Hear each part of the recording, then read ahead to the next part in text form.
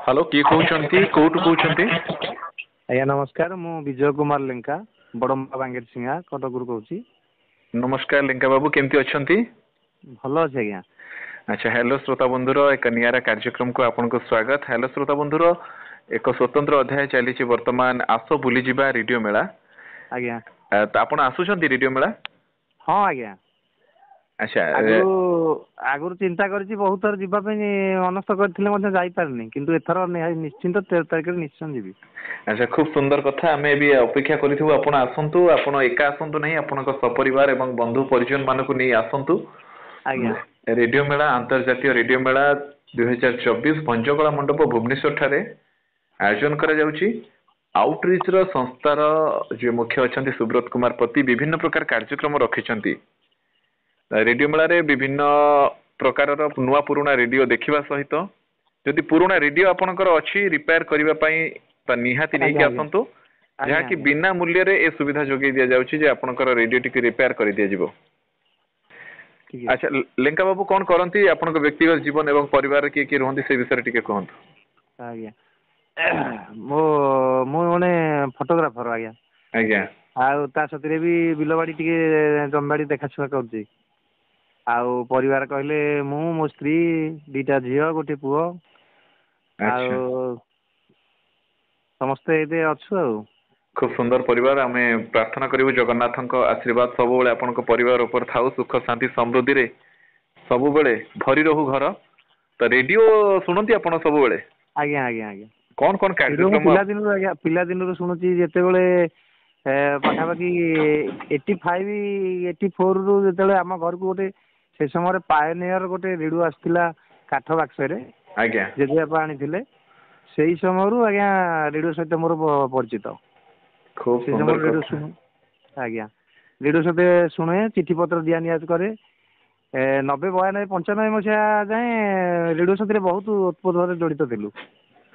तापर कर्ममय जीवन में धीरे धीरे अल्प शुणिया चिठी पत्र तो बंद हो गला फोन फान जुग हो गला। आज्ञा आज्ञा आज्ञा तबे आपण अनेक दिनर श्रोता बहुत पुरातन श्रोता आपण तबे या भीतर अनेक श्रुति अनुभूति साउंड थिबे रेडियो को नहीं कौन एमती श्रुति अछि जहा हम श्रोता बंधु मानक सहित आपण शेयर करबा पई चाहिबे? हाँ आज्ञा जो ए श्रोता मानक नै कि हमर गोटे गोटे सम्मेलन हुए। आज्ञा श्रोता सम्मेलन हमर गिरधारी मठ रे हेची सेठे किनी शाला मंडप रे हेची सेठी हमर जाजपुर गोटे जगह रे हेची आउ एक गोपीनाथपुर गोटे जगह भी कर जिते बड़े सांग मान साथी जो रेडियो बंधु मान साथी मिलन हुए आज्ञा भारी खुशी लगे आंतरिक लगे पाखक चिठी पत्र मध्यम आम कथा से आज्ञा किंतु देखा परिचय केबे हेई पार नथिलु सेति आम समस्त एकाठी हो जाऊ गोटे खुशीर महल हो जाए। आउ जी जो था कहीं जी जेते ऊपर था कि तले था कि पाठ साठ भल मंद सब हेठी समस्त मिशा समस्ते गोटे परिवार सदस्य भली जो खुशी टाको माने साधारण भाषा रे प्रकाश करियबनी सेमती अव्यक्त खुशी। तेबे एमती अनेक कथा भितर आपण चिठी पत्र कथा जेतेबेले कहउचंती रेडियो किंग चैनल रे गोटे चिठी पत्र कार्यक्रम चली चिठी मोर टिकी चढ़ई आपण जदि काहाको आपनक मनर कथा लिखि जणैबा पई चाहउचंती तबे हमर व्हाट्सएप नंबर रे पठै परिबे आपनक चिठी टिको जहा कि कार्यक्रम माध्यम रे आपनकर प्रियजनक पाखरे हम पहुंचाई देबो। तेबे निश्चित आगामी दिन रे कार्यक्रम रे आपण अंशग्रहण करंतु मु चाहिबे। आज्ञा नंबर टा टिके देतेले भलो हिसन आज्ञा। हां एई नंबर आपण जो नंबर कॉल करिसंती एई नंबर रे व्हाट्सएप रे आपण आप गोटे चिठी पठेले चिठी मोर टिकी चढ़ई गोटे कार्यक्रम चली सेतिर आपण आज्ञा पठै परिबे ता सहित अन्य मानकु मध्ये ए विषय रे जणई त ए कार्यक्रम रे सेमानक मध्ये शामिल करंतु। चिठी पत्र रो जो से समयटा को आमे वर्तमान से समय आमे टिके दूरे जाइछंती टेक्नोलोजी आसीबा द्वारा आमे चिठी पत्र ठो दूरे जाइछंती किंतु सेही स्वाद को आमे पुणी फेरी पाइबा पई एक भिन्न प्रयास से चिठी पत्र को आमे व्हाट्सएप माध्यम रे आनी से चिठी टिकु गोटे कार्यक्रम रे उपस्थापना करी हम प्रियजन मानक पाखर पहुंचीबा निश्चित भाबे एक भिन्न प्रयास बोली मु कहिबी। आज्ञा आज्ञा एटा धन्यवाद आज्ञा बहुत बहुत धन्यवाद।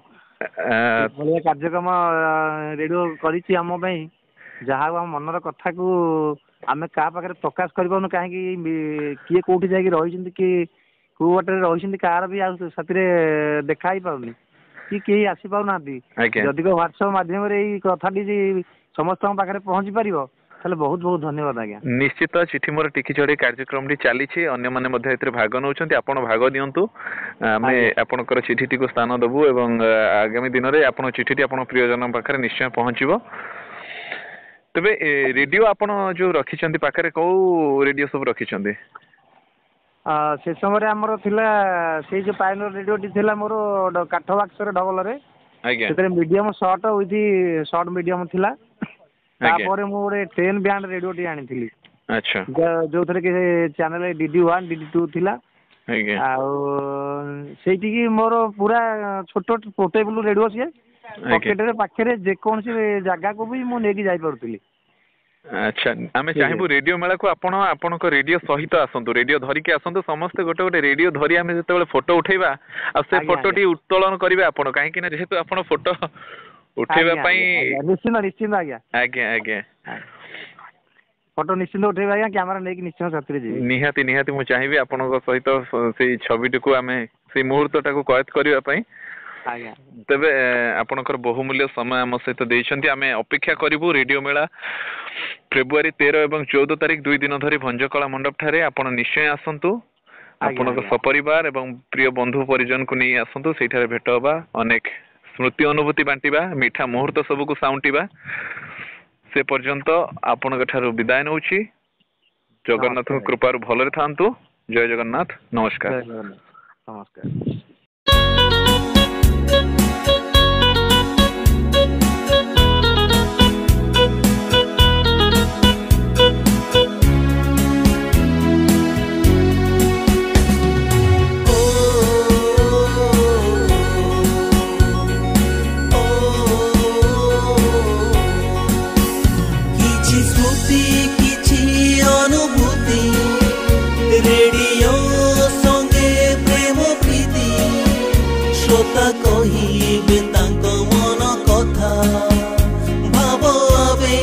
सबदर सिंधु हेलो श्रोता बंधु, हेलो श्रोता बंधु, हेलो श्रोता बंधु, हेलो श्रोता बंधु।